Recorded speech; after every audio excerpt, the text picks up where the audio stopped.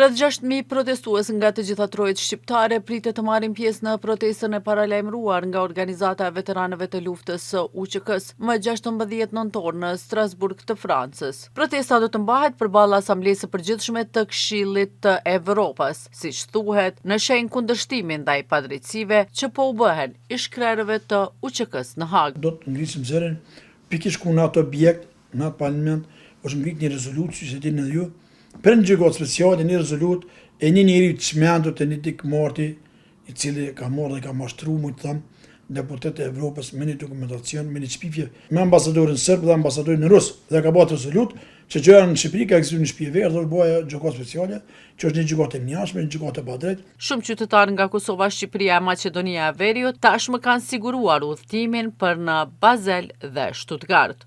Ne presim diku numrin mbi 5.000 deri në 6.000 vet të jenë para Strasburg këtë ditë. Nga Kosova besoj do të kalon numrin mbi 1.000 udhëtar që do vinë. Protestat e ngjashme fillimisht janë mbajtur në Prishtinë, Hag e Tiranë për të vazhduar të dielën në Strasburg. Një protestë është paralajmëruar se do të mbahet edhe në Maqedoninë e Veriut. Më 5 nëntor janë bërë 5 vjet prej arrestimit të ish-krerëve të UÇK-s. Gjykimi ndaj Hashim Thaqit, Kadri Veselit, Jakub Krasniqit dhe Recep Selimit nisi më 2023 dhe po shkon drejt përfundimit.